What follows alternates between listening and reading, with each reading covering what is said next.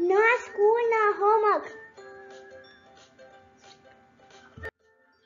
अगर मैं चिड़िया होती, मजे से इधर उधर उड़ती, चू चू चू, कभी किसी पेड़ की शाख पर, कभी किसी गाय की पीठ पर।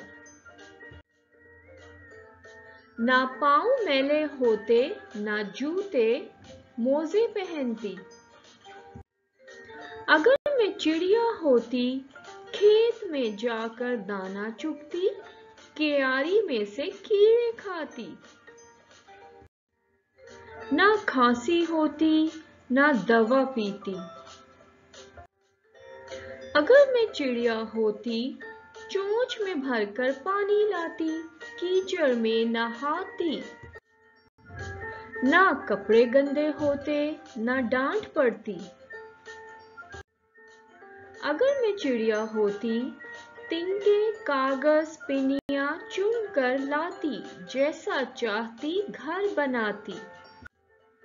ना कमरा साफ करती, ना बिस्तर बिछाती। अगर मैं चिड़िया होती, जब जी चाहता गाना गाती, जब जी चाहता शोर मचाती।